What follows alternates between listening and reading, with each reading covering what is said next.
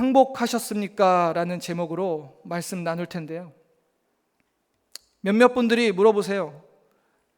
아니, 설교 제목이 잘못 인쇄된 것이 아닙니까? 행복하셨습니까? 라고 인쇄돼야 되는 거 아닌가요? 아닙니다. 잘 인쇄됐습니다. 설교의 제목은 잘 인쇄됐고요. 항복하셨습니까? 여러분, 이 제목을 묵상하고 기억하면서 오늘 설교에 집중해서 들어보시면 왜 이런 제목을 정했는지 알게 되실 것입니다. 오늘 본문에서 위대한 왕 다윗은 자기의 체면이 품위가 권위가 아무것도 없는 모습으로 맨발로 얼굴을 가리고 혼비백산에서 도망가고 있습니다. 그리고 그를 따르는 백성들도 눈물을 흘리며 다윗 왕을 따르고 있어요. 도대체 무슨 일이 있었길래 골리앗을 쓰러뜨리고 광활한 영토를 정복한 위대한 왕 다윗이 이렇게 비참하게 도망치고 있을까요? 우리는 이 사건이 일어난 그 배경과 상황을 이해할 필요가 있습니다. 먼저 사건의 배경이 되는 이야기의 시작은 다윗의 첫째 아들 암논으로부터 시작됩니다. 암논은 사랑하지 말아야 될 사람을 사랑했어요. 그가 누구냐면 이복 누이인 다말이에요. 다말을 사랑한 그는 끙끙 앓고 있었어요. 그때 그의 친구 요나답이 한 계책을 냅니다. 암논아, 내가 다말을 취할 수 있는 방법을 알려줄게. 내 아버지께 가서 내가 몸이 아프니 내 누이 다말로 하여금 과자를 좀 만들어서 내게 먹게 하소서라고 청하라는 거예요.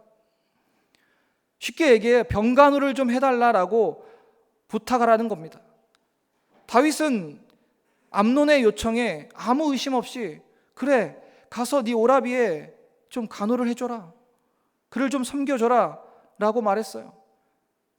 다말은 아무것도 모르고 암논의 침실로 들어갑니다. 그때 사건이 터지는 거예요. 암논이 이복 누이 다말을 겁탈합니다. 강간하게 되죠.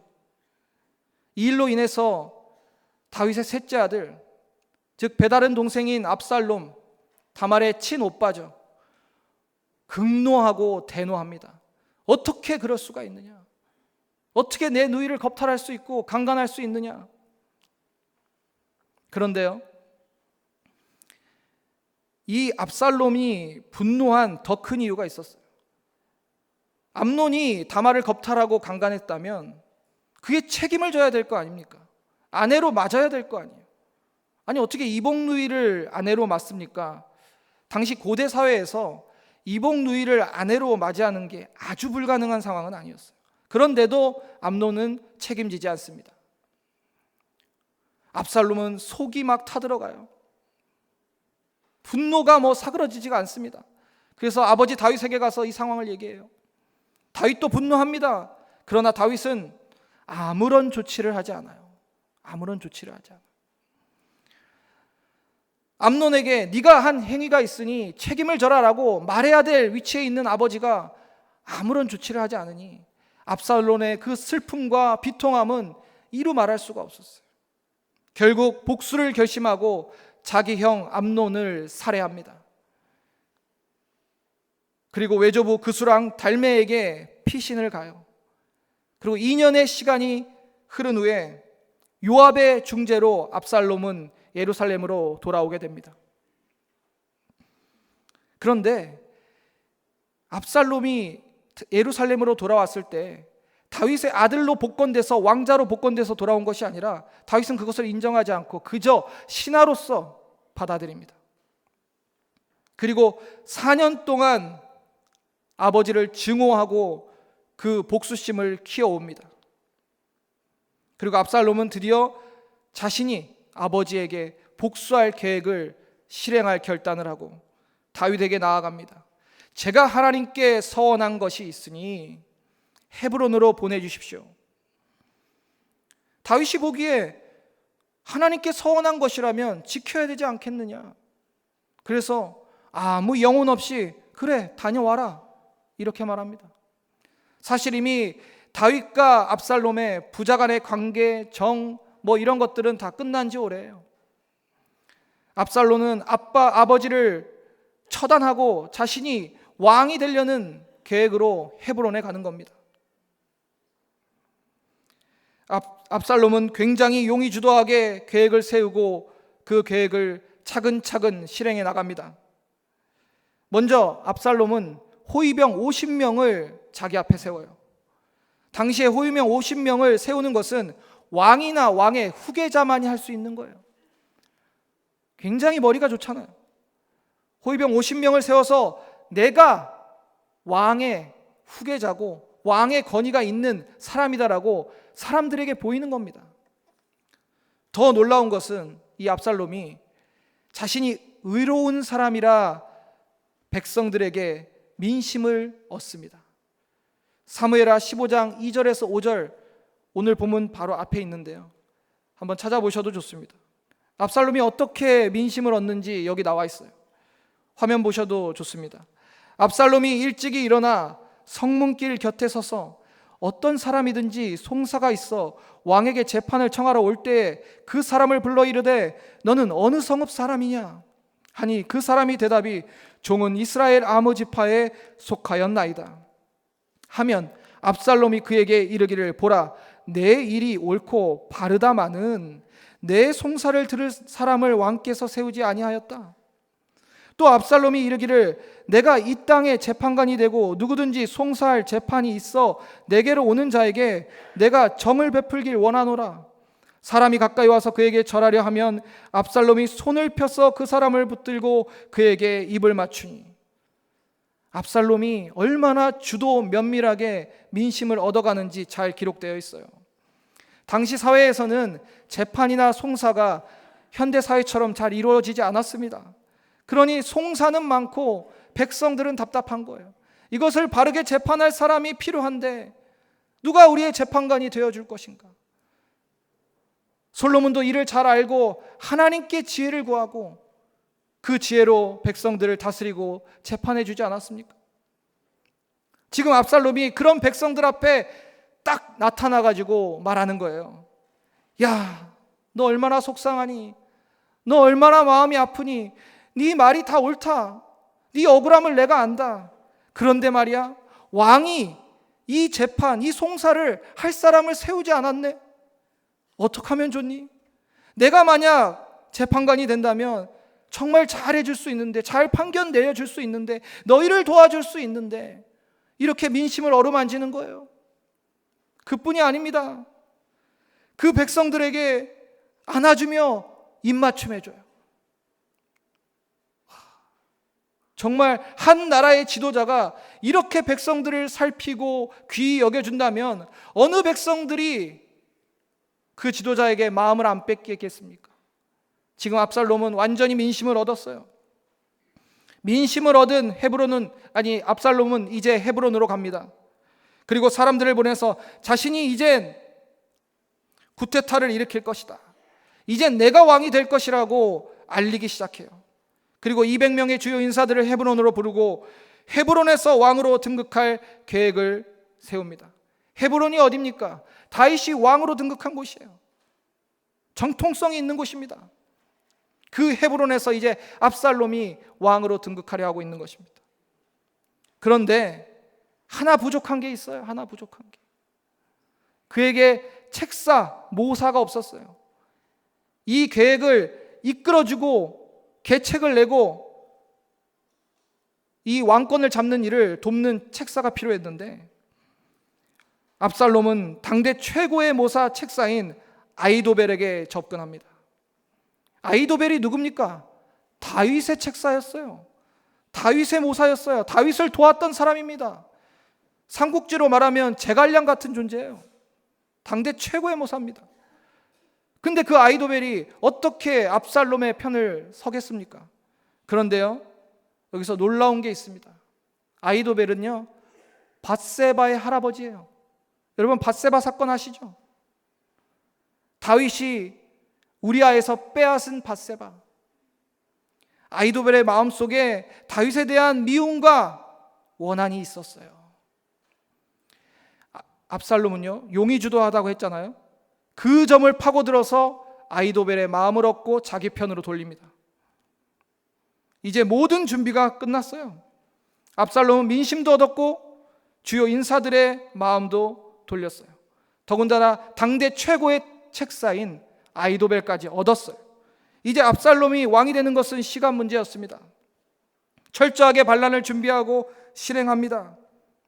그런데 다윗은 전혀 눈치채지 못했어요. 이 대목에서 우리가 무엇을 깨달아야 됩니까? 다윗이 영적으로 분별력을 잃었다는 거예요. 그 땅에 얼마나 다윗의 사람들이 많았고 다윗은 현재 그 이스라엘의 왕이었어요. 근데 이 압살롬의 반란 계획을 눈치채지 못했다? 왜 그랬을까요? 밧세바 사건 이후에 다윗은 영적으로 깨어있지 못하고 죄의 그늘 아래에 있었습니다. 그러니 상황이 어떻게 돌아가는지도 분별하고 깨닫고 알지 못했던 거예요. 사무엘하 12장 10절에 이렇게 말씀합니다. 내가 나를 업신여기고 햇사람 우리아의 아내를 빼앗아 내 아내로 삼았은즉 칼이 내 집에서 영원토록 떠나지 아니하리라 하셨고, 우리아의 아내 밧세바를 빼앗고 우리아를 죽인 다윗에 대해서 하나님께서는 책망하시고 나단 선지자를 통해서 예언의 말씀을 주십니다. 네 집에 칼이 떠나지 않을 것이다. 그 예언의 말씀이 지금 이루어지는 거예요. 죄의 그늘이 이렇게 무서운 것입니다. 여러분, 밧세바 사건 이후로 영적으로 무너졌던 다윗은 말씀대로 그 집에 압살롬의 반란의 칼이 일어나서 그 반란은 성공하고 다윗은 파천을 결정하게 됩니다. 여러분, 파천이 무엇입니까? 왕이 도읍을 옮기는 거예요. 굉장히 서글프고 비참하고 참담한 일입니다. 다윗은 예루살렘 성을 버리고 도망치게 됩니다. 그 장면이 본문 23절 시작의 말씀이에요.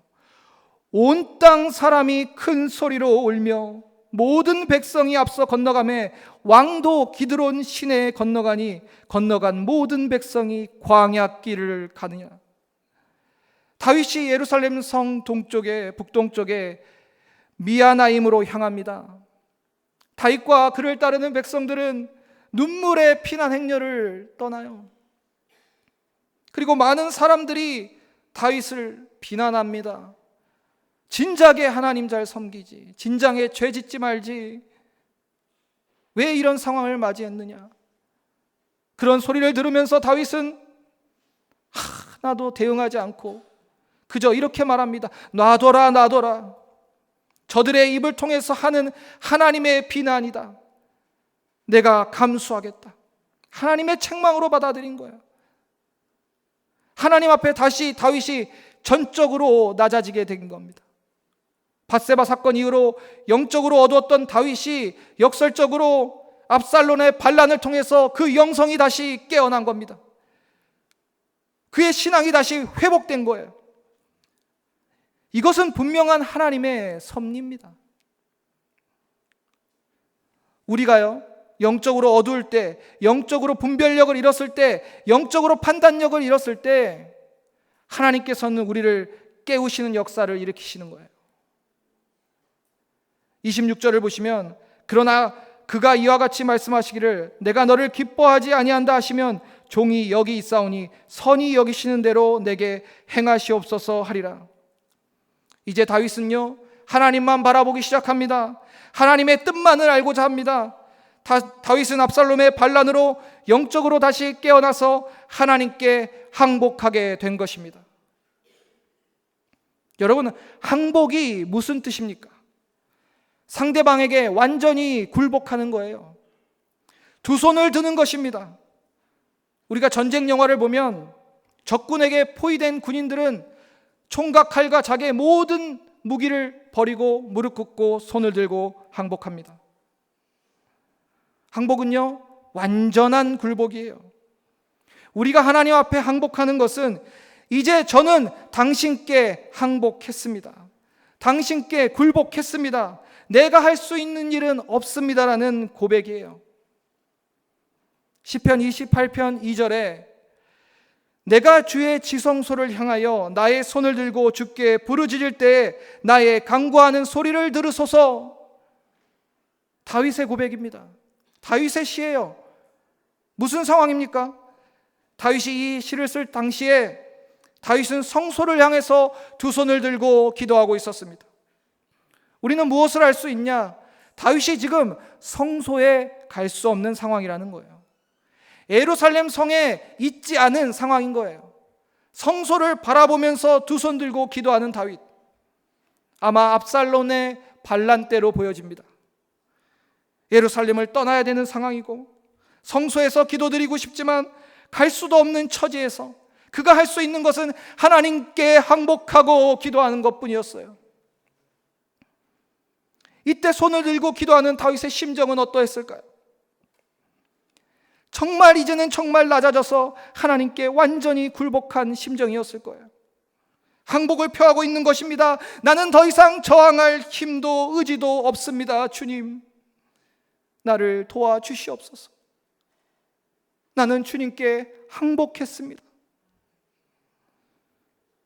여러분, 우리의 신앙은요, 하나님께 항복하는 것부터 시작되는 겁니다. 하나님께 항복한 사람은 세상 사람들이 생각하는 그 항복과는 다릅니다.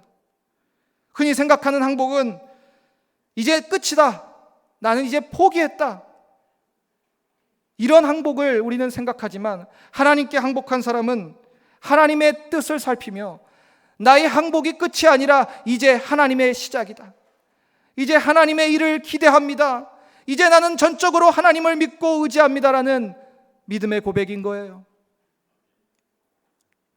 그리고 여러분, 항복을 한다는 것은 힘을 뺀다는 거예요. 힘을 뺀다는 거. 여러분, 힘을 좀 빼십시오.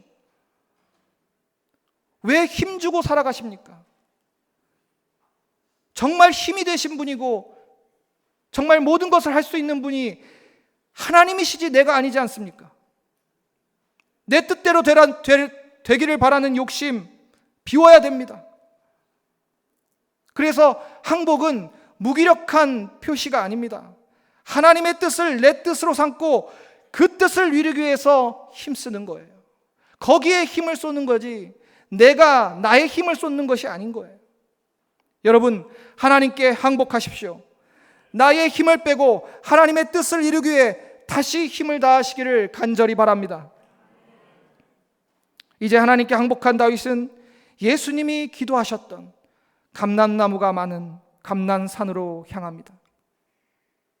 기도하러 올라가는 거예요. 기도하러. 하나님께 항복한 사람이 할 수 있는 게 무엇입니까? 기도해요. 기도. 그럼 반대로 생각해 보십시오. 하나님께 항복하지 않은 성도들은 기도하지 않습니다. 기도하지 않아요. 여러분 스스로를 돌아보십시오. 내가 하나님께 항복한 자인지 아닌지를.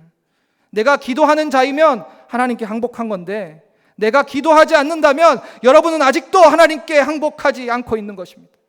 내 힘으로, 내 능력으로 내가 할 수 있는 의지대로 해보려고 하고 있는 거예요. 그게 무슨 신앙을 가진 사람들입니까? 그것이 무슨 예수 그리스도의 십자가로 구원받은 백성들의 모습입니까?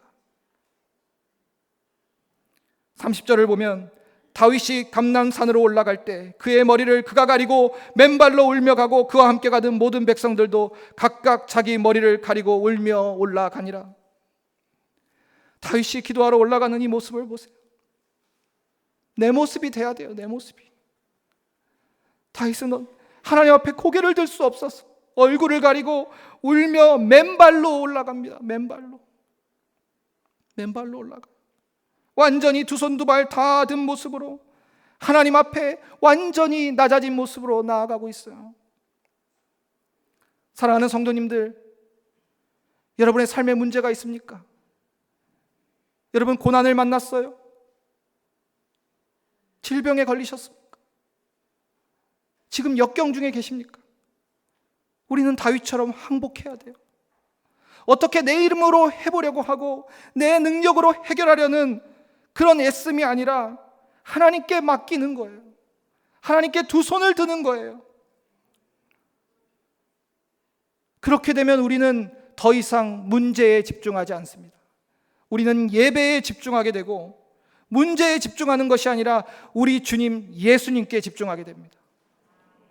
예수님이 이렇게 말씀하셨습니다. 마태복음 11장 28절에서 29절, 수고하고 무거운 짐진 자들아 다 내게로 오라. 내가 너희를 쉬게 하리라. 나는 마음이 온유하고 겸손하니 나의 멍에를 메고 내게 배우라. 그리하면 너희의 마음이 쉼을 얻으리라. 예수님께서는 나에게 와서 너희의 짐을 내려놓으라 말씀하셨어요. 그리고 더 놀라운 것이 있어요. 다시 나의 멍에를 메라 하십니다. 우리가 우리의 짐과 문제를 들고 있으면 예수님을 붙잡을 수 없는 거예요. 제가 이 컵을 들고 있으면 이 컵을 내려놓기 전에 다른 것을 붙잡을 수가 없어요. 여러분이 여러분의 삶의 짐과 문제를 내가 쥐고 있으면 예수님을 붙잡을 수 없는 거예요. 내려놓으셔야 돼요. 왜 그거 쥐고 계십니까? 내게로 와서 내려놓으라신 주님의 말씀에 왜 우리 순종하지 않습니까? 여러분이 쥐고 어떻게 하실 건데요? 그 문제 가지고 여러분이 쥐고 어떻게 해결하실 건데요? 못합니다. 해봐야 선한 결과가 있겠습니까? 세상의 방법으로, 인간의 방법으로, 나의 노력으로 해서 어떠한 선한 결과가 있을 거라 기대하고 그것을 쥐고 계십니까? 여러분, 손에 무언가 쥐고 다른 것 잡을 수 없습니다. 이제 내려놓고 주님을 붙잡을 때라고 믿습니다. 그럼 여러분, 이렇게 하나를 내려놓고 하나를 잡으면 제자리인가요? 아닙니다. 우리가 예수님을 붙잡는 순간 주님이 일하시기 시작합니다. 주님이 말씀하시기 시작합니다. 주님이 인도하시기 시작하는 것입니다. 하나님의 역사가 여러분 삶에 시작될 것입니다. 분명 다윗은 완벽한 사람 아니었어요. 허물도 있고 흠도 있었어요. 그러나 다윗은 언제나 삶의 문제와 위기 앞에서 하나님께 항복했습니다. 끝까지 하나님을 신뢰하고 의지했던 사람이에요. 이제 하나님께 항복하고 두 손을 들고 기도하는 다윗의 모습을 그려보세요. 하나님이 이렇게 말씀하셨을 것 같아요. 얘야, 네가 두 손 들 말 다 들었구나. 이제 내게 항복해서 나에게 두 손 들고 기도하러 나왔구나. 왜 이제야 왔냐? 왜 이제야 왔냐?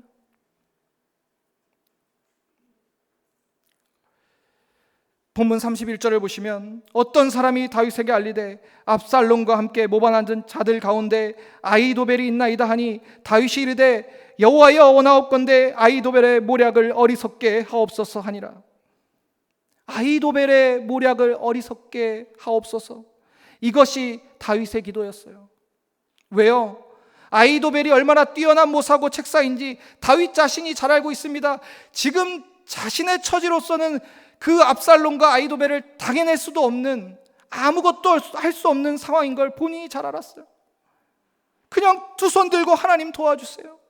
아히도벨의 모략이 어리석게 실패하게 해주시옵소서. 무슨 대책이 있습니까? 아히도벨의 계책을, 그 뛰어난 지혜를 다윗이 무엇으로 막을 수 있었겠어요? 감난사에서 그가 기도할 때 어떠한 희망이 있었겠습니까? 없어요. 그냥 하나님만 바라보고 주님, 저는 주님 앞에 두 손 다 들었습니다. 살려주시옵소서. 도와주시옵소서. 아무것도 못합니다. 저는 아히도벨이 실패하게 하여 주시옵소서. 여러분, 우리가 두 손 들고 주님 앞에 항복하고 어떠한 신앙의 자세로 나아가야 되는 줄 아십니까?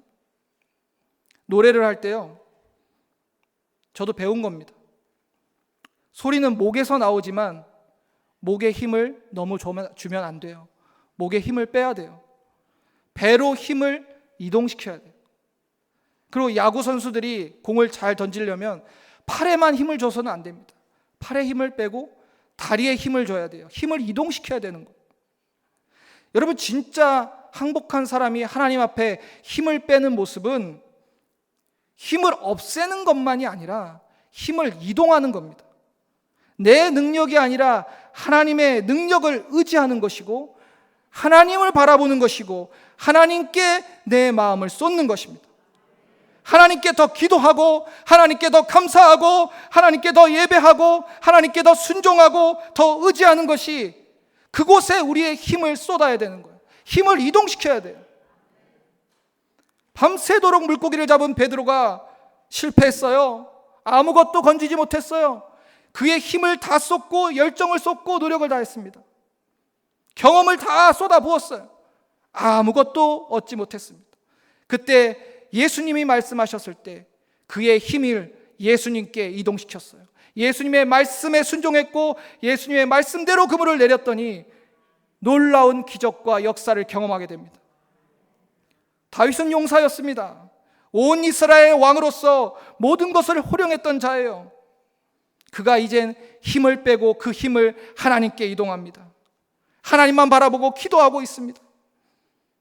사랑하는 성도님들, 하나님께 항복하셨습니까?